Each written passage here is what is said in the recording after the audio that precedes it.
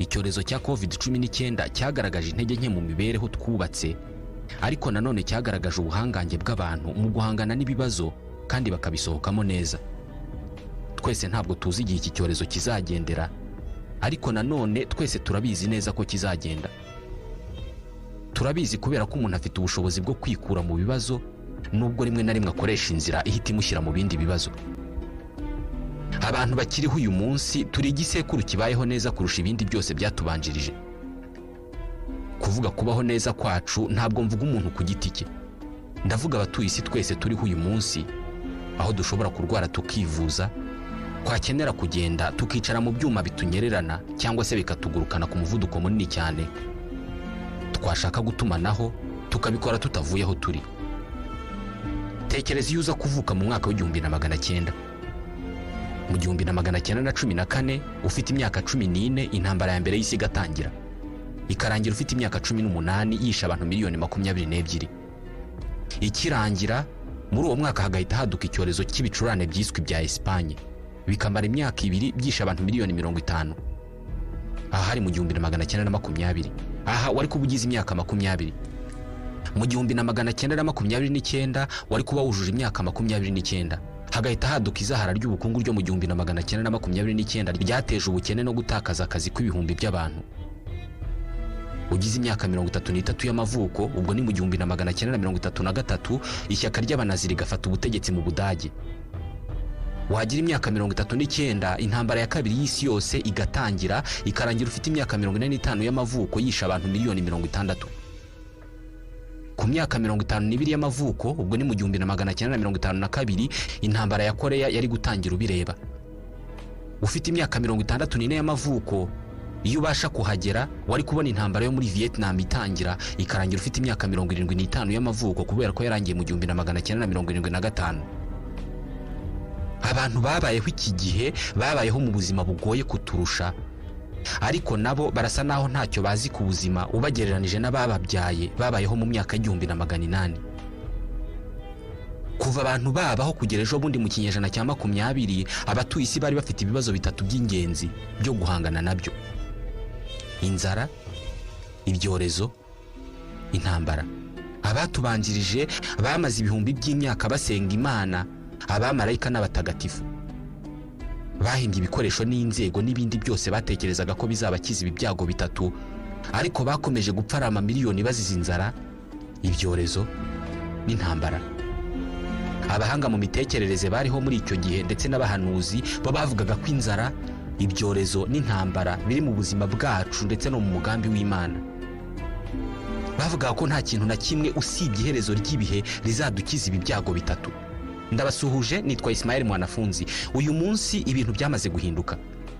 Inzara, intambara cyangwa se indwara z'ibyorezo ntabwo bikiri ikibazo gihangayikishije abatuye isi kubera ko bashoboye kubinesha. Nanone mu kuvuga ibi ntabwo bisobanuye ko hatari abantu bashonje, ko hatari abantu bari mu ntambara, cyangwa se ko hatari abantu bahitanwa n'ibyorezo. Ariko ni bangahe ugereranije n'umubare w'abatuye isi, ukongera ukagereranya n'uko byari bimeze mu myaka 200 ishize?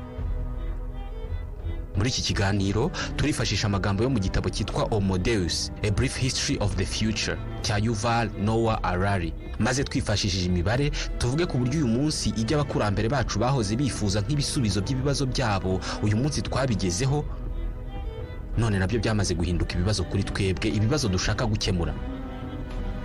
Ikaze. Ntabwo tubitekerezaho kenshi, ariko mu myaka itageze ku 100 ishize umuntu yabashije gutsinda inzara, intambara n'indwara z'ibyorezo. Birumvikana ntabwo ibingibi byashize ku isi, ariko abantu bagaragaje ko ibi byago bitatu ari ibibazo bashobora kubonera umuti. Uyu munsi ntabwo abantu benshi bakizera ko gusenga Imana, abamarayika cyangwa se abatagatifu ari byo bikuraho inzara, intambara n'ibyorezo. Tuzi neza uburyo bwo kubinesha kandi inshuro nyinshi tubigeraho. Gusa rimwe na rimwe ntitubura gutsindwa, maze ibihumbi runaka by'abantu bakazira inzara, intambara cyangwa se ibyorezo. Ariko iyo bigenze uku nguku, tuvuga ko hari umuntu runaka wakoze ikosa mu rugamba rwo kubirwanya. Turabizi neza dufite ubushobozi bwo gutsinda ibi byago. Iyo biramutse bidutsinze, biba ari ikosa ry'umuntu runaka. Dushyiraho komisiyo ishinzwe iperereza ikareba uwakoze ikosa ngo icyo cyorezo, intambara cyangwa se iyo nzara iduce mu myanya y'intoki, idutwara abantu. ubu tubabwira ibi hari komisiyo y'impuguke mpuzamahanga irimo kugerageza kwinjira mu Bushinwa kureba uwakoze ikosa kugira ngo icyorezo cya COVID-19 kigere aha ngaha. Twamaze kumenya ko dufite ubushobozi bwo kurwanya ibi byago ku buryo kudutsinda kwabyo biba ari ikosa cyangwa se uburangare bw'umuntu runaka. Kuvuga ko twatsinze inzara, ibyorezo n'intambara, dore icyo bisobanuye. Ku nshuro ya mbere mu mateka uyu munsi abantu benshi nabicwa no kurya byinshi kurusha bicwa n'inzara. Abantu benshi mu isi bicwa n'izabukuru kurusha bicwa n'indwara ziterwa n'udukoko. Uyu munsi abantu bapfa biyahuye ni benshi cyane kurusha bicwa n'abarwanyi, abagizi ba nabi cyangwa se abaterabwoba. Mu yandi magambo, ibyo abakurambere bacu barotaga nk'ibisubizo by'ibibazo byabo, twebwe nibyo birimo kutwica turi benshi. Mu ntangiriro z'ikinyejana cya 21, ni ukuvuga guhera mu mwaka w'2000 kugeza n'uyu munsi gukomeza, abantu benshi ku isi bafite ibyago byo kwicwa n'indwara ziterwa no kurya ibyo kurya birimo isukari nyinshi n'ibinure kurusha abafite ibyago byo kwicwa n'amapfa, virusi ya Ebola cyangwa se igitero cya Al-Qaeda. Hafi buri muntu wese wumvise aya magambo ahita yumva yuzuyemo kwijijisha, kwirengagiza cyangwa se gushinyagurira abantu bamwe na bamwe barimo amamiliyari y'abantu aka kanya barimo kurwana no kubeshwaho n'amafaranga atageze kuri 500 y'amanyarwanda. Umuntu wumvise aya magambo ashobora kumva yuzuyemo gushinyagurira ibihumbi by'abantu icyorezo cya sida gikomeje kwica ku mugabane wa Afurika, cyangwa se intambara zikomeje kwica muri Syria n'ahandi mu burasirazuba bwo hagati ndetse no mu bindi bihugu by'isi. Ku bantu bari muri ibi bibazo, kumva amagambo nk'aya nari mvuze yuko umuntu yanesheje intambara, inzara n'ibyorezo bisa no kubashinyagurira, ariko banza wumva ibi ngibi. Reka tuvuge ku bukene bwibasira umubiri. Duhere ku nzara, umwanzi w'abantu kuva mu bihumbi by'imyaka ishize. Nta myaka myinshi ishize aho byashobokaga ko agace kose cyangwa se igihugu cyose kibasirwa n'inzara, umubare munini w'abagituye bagapfa bagashira. Imvura nyinshi yashoboraga kugwa ikangiza imirima y'uburo, cyangwa se abajura bakaza bakiba amatungo yanyu, mukaba mwapfa mugashira mwishwe n'inzara. Mu myaka ya mbere ya Yezu na nyuma yaho byarashobokaga cyane ko amapfa yibasira igihugu nka Misiri cyangwa se Ubuhindi, maze nyuma yaho hagatera inzara yashoboraga kwica 10% by'abaturage bose. Ibi byaterwaga nuko agace runaka kashoboraga kugira inzara, uburyo bw'ubwikorezi bwo kukagemurira ibiribwa bukaba budateye imbere ku buryo butabara abantu vuba, kandi za leta z'ibihugu zabaga zifite intege nke cyane ku buryo zitashoboraga gutabara abantu vuba. Fungura igitabo icyo ari cyo cyose cy'amateka, hari amahirwe menshi cyane kutaza kurangiza kugisoma utageze aho bavuga inkuru y'inzara yateye ikamara abaturage. Mu kwezi kwa 4 mu 1694, umwe mu bari bashinzwe ubutegetsi ahitwa Bove mu Bufaransa yanditse asobanura uko abantu bari babayeho ubwo aka gace kibasirwaga n'inzara ndetse n'itumbagira ry'ibiciro by'ibiribwa. Ubu muri Bove icyo ushobora kuhabona ni umubare utagira ingano w'abakene. Abantu bona babuze icyo bakora kubera inzara n'imibereho mibi, ahubwo bagapfira aho bari no mu mihanda kuko ntacyo bafite cyo gukora, bakaba nta n'akazi bafite, nta n'amafaranga bafite yo kugura umugati, bityo bakisanga nta yandi mahitamo bafite usibye gutegereza urupfu. Abenshi muri aba bantu babaga bashonje mu rwego rwo kwiyongerera iminsi yo kubaho. Kubera kubura ibiribwa, bahitagamo kurya ibintu bibi ubusanzwe bitaribwa nk'injangwe, uruhu rw'indogobe bababuraga, amaraso y'inyamaswa batazi zarizo bashoboraga kubona atemba mu miferege no mu migezi, ndetse n'ibindi bice by'inyamaswa ababazi bashoboraga kuba bajugunye mu mihanda. Abandi bashoboraga kurya imizi y'ibiti cyangwa se amoko y'ibyatsi ubusanzwe batarya, ariko bo babibizaga mu mazi ubundi bakabirya. Ibihe nk'ibi ngibi byabaye mu bihugu hafi ya byose mu isi. Hagati y'umwaka w'1692 n'1694 mu Bufaransa hapfuye abantu nibura 2,800,000 bazize inzara. Aba bari 15% by'abari batuye Ubufaransa bose. Uyu munsi bwo hari ijanisha rinini ry'Abafaransa batanazi inzara icyo ari cyo. Mu mwaka wakurikiyeho mu 1695 inzara yakubise hasi Estonie, yica 1/5 cy'abaturage bose. Mu 1696 hakurikiyeho Finlande, yapfushije 1/4 cy'abaturage bayo bose bazize inzara. Ekose nayo yibasiwe n'inzara ikomeye cyane hagati y'umwaka wa 1695 n'1698. Hari n'uduce twagiye dupfusha abantu bagera kuri 20% by'abaturage batwo. twebweho byageze n'ejo bundi mu 1900 tukibasirwa na mwene izo nzara, kubera ko nk'iyiswe Ruzagayura yakubise hasi Rwanda Urundi hagati y'umwaka wa 1943 n'1944, yishe abantu bari hagati y'ibihumbi 36 n'ibihumbi 50. Uyu munsi abantu benshi mu bihugu bikize ndetse n'ibikirimo gutera imbere bazi uko umuntu yiyumva iyo yabwiriwe, cyangwa se iyo yaburaye, cyangwa se iyo yiyirije ubusa kubw'imyemerere, cyangwa se yamaze igihe atarya yinywera imitobe y'imboga kubera ko bamubwiye ko bituma umuntu ananuka. Ariko ni bangahe bazi uko bimera kumara iminsi myinshi utarya kandi udafite n'icyizere cyo kurya kubera ko nta hantu na hamwe ushobora kubona ibiryo? Abakurambere bacu bo ibingibi bari babizi cyane. Iyo basengaga imana zabo bazisaba ifunguro ribatunga none, ibi nibyo babaga batekereza. Mu binyejana by'imyaka bishize, iterambere ry'ubukungu, politike n'imibereho ryashyizeho uburyo buhamye bwo kurinda abantu ubukene nk'ubu ngubu bwibasira umubiri. Uyu munsi inzara irakibasira uduce tumwe na tumwe tw'isi ikica abantu, ariko ahanini iba yatewe n'ibyemezo bya politike cyangwa se by'ubukungu byafashwe n'abantu. Ntabwo ari henshi inzara ituruka ku biza kamere nk'imyuzure cyangwa se amapfa. Uyu munsi umuntu wirukanwe ku kazi cyangwa se agatakaza akazi mu bundi buryo ntabwo aba afite ibyago byo gupfa yishwe n'inzara. Ibigo by'ubwishingizi n'ubwiteganyirize, ibimina, imiryango iharanira imibereho y'abantu, leta z'ibihugu n'imiryango mpuzamahanga itari iya leta, bose ntabwo bashobora gufata uwo mushomeri ngo bamukure mu bukene, ariko bashobora kumubonera amagarama runaka y'ibinyampeke amutunga buri munsi ntapfe. Ku rwego rw'isi, ubucuruzi mpuzamahanga buzi guhindura imyuzure n'amapfa mu bucuruzi bwambukiranya imipaka, maze ubukene bw'ibiribwa ntibwica abantu. N'iyi ntambara, imitingito, imyuzure cyangwa se inkubi z'imiyaga zishegesha igihugu, hari gahunda mpuzamahanga zishinzwe ibiribwa, gahunda mpuzamahanga z'ibihugu n'imiryango mpuzamahanga zishinzwe kurinda abo bantu kwicwa n'inzara. Barasonza ariko ntibapfa. Turimo kuba mu gisekuru cyiza ku rwego tudatekereza. Uyu munsi nubwo hari amamiliyoni y'abantu bafite inzara hirya no hino ku isi, ariko abo yica ni bake. Buri mwaka inzara yica abantu miliyoni 9. Birumvikana ubukene buteza ibindi bibazo by'ubuzima, imibereho mibi nayo ikagabanya icyizere cyo kubaho ku bantu no mu bihugu bikize.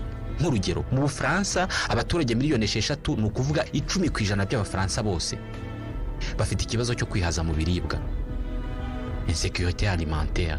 Ibi bivuze ko mu gitondo babyuka batazi mu by'ukuri icyo baza kurya ku manywa. Kenshi bajya kuryama badahaze, kandi ibyo barya ntabwo byujuje intungamubiri cyangwa se ubuziranenge. Biba birimo isukari, amavuta n'umunyu mwinshi, ariko proteine zikaba zidahagije. Gusa kutihaza mu biribwa ntabwo ari inzara. Ibi ni nako bimeze mu bindi bihugu, by'umwihariko mu Bushinwa, igihugu cya kabiri gikize ku isi. Mu bihumbi by'imyaka yashize, Ubushinwa bwagiye bwibasirwa n'inzara zikomeye hafi kuri buri ngoma yategetse iki gihugu. Mu binyacumi bike by'imyaka ishize, Ubushinwa bwasaga n'ubusobanuye ibura ry'ibiryo. Ejo bundi mu 1974 i Roma mu Butaliyani hateraniye inama ya mbere yigaga ku biribwa. Niyo yari inama ya mbere mu mateka yigaga ku biribwa. Muribuka, uyu munsi Roma niwo murwa mukuru w'ibiryo ku isi. Ishami rya Loni rishinzwe ibiribwa niho rikorera. Muri iyi nama ya mbere yigaga ku biribwa rero, abari bayiteraniyemo batangaje amakuru ateye ubwoba asa n'imperuka. Iki gihe bavuze ko Ubushinwa butazigera na rimwe muri ubu buzima bushobora kugaburira abantu miliyari 1. Muri iyi nama bavuze ko iki gihugu gituwe kurusha ibindi ku isi kirimo kwerekeza mu byago bikomeye cyane mu birebana n'ibiribwa. Nyamara bavugaga ibingibi batazi ko igihugu cya mbere gituwe kurusha ibindi ku isi kirimo kwerekeza mu nzira yo gukora igitangaza cy'ubukungu kitari cyarigeze kibaho. Kuva inama irangiye mu 1974, aba banyacyubahiro bari bayiteraniyemo barahagurutse barataha. Bakimara gutaha, amagana y'amamiliyoni y'Abashinwa bavuye mu bukene. Nubwo uyu munsi mu Bushinwa hakiri amagana y'amamiliyoni y'abakene bigomwa ibintu bimwe na bimwe kugira ngo babone ibindi, ariko ku nshuro ya mbere mu mateka Ubushinwa bwabashije gutsinda inzara. Mwibuke, kutihaza mu mirire bitandukanye n'inzara. Hari Abashinwa batihaza mu mirire. Uyu munsi hari ibihugu aho kugira ibyo kurya byinshi byabaye ikibazo kurusha inzara. Mu kinyejana cya 18, amateka avuga ko abafaransa bari bashonje maze bajya gusaba umwamikazi Marie Antoinette imigati yo kurya. Yasohotse hanze ku ibaraza yitegereza amagana y'abo bashonje barimo kumubwira ko bakeneye imigati yo kurya. Arababwira ati niba mudafite imigati yo kurya nimugende murye za gato. Uyu munsi mu bihugu bikize abaturage b'abakene bakurikiza iyi nama ya Marie Antoinette inyuguti ku nyuguti. Mu gihe abakire barya imbwija zitogosheje, abakene bo mu mageto bo bararya pizza, imigati isize amasukari yo mu nganda, imigati yuzuye amasukari n'inyama zuzuye amavuta. Mu 2014 abantu barenga miliyari 1 na miliyoni 100 mu isi yose bari bafite ibiro birengeje ibyo bakabaye bafite, mu gihe abantu bari bafite inzara bari miliyoni 850. Bitekerezwa ko bizagera mu 2030 kimwe cya kabiri cy'abatuye isi bafite ikibazo cy'umubyibuho. Mu 2010 inzara n'imirire mibi byishe abantu miliyoni 1 mu gihe umubyibuho ukabije wishe abantu miliyoni 3.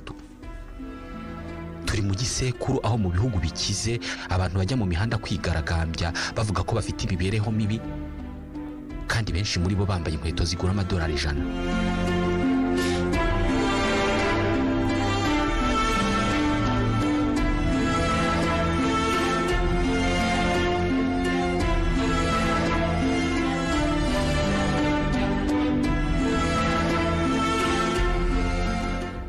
Nyuma y'inzara, ibyorezo ndetse n'indwara ziterwa n'udukoko nabyo byabaye ikibazo gihangayikishije abatuye isi.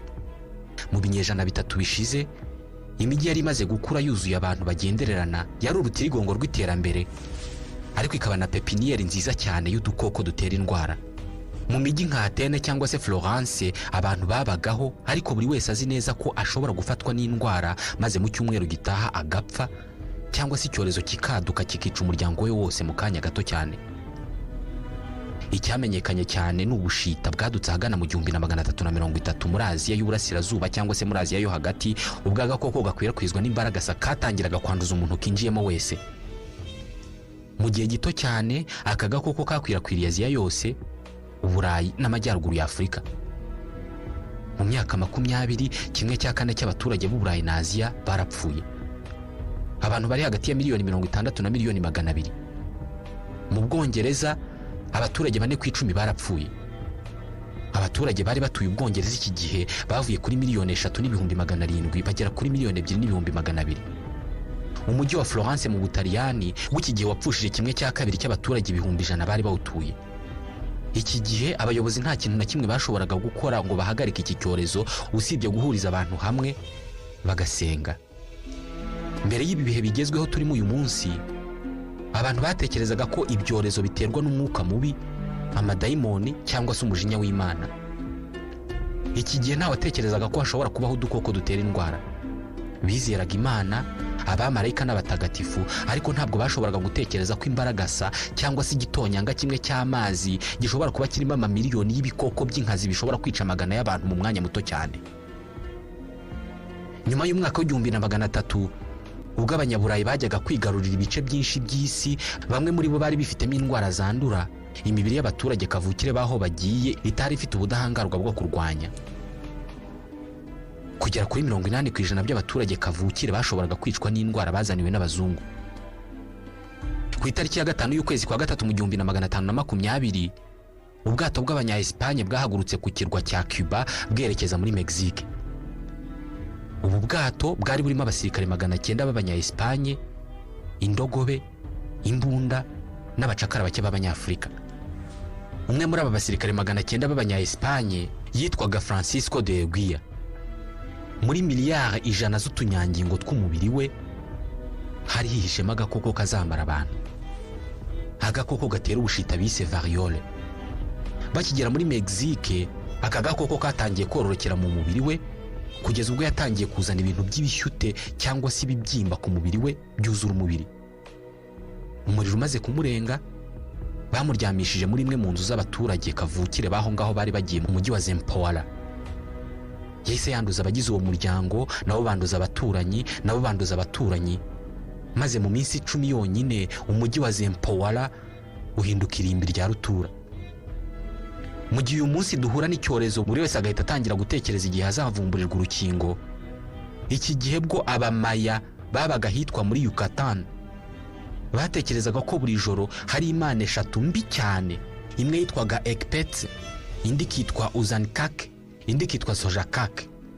Batekerezaga ko izi ngizi ari imana eshatu buri joro zagendaga zizenguruka zijya kuri buri cyaro zikwirakwiza iyi ndwara mu baturage.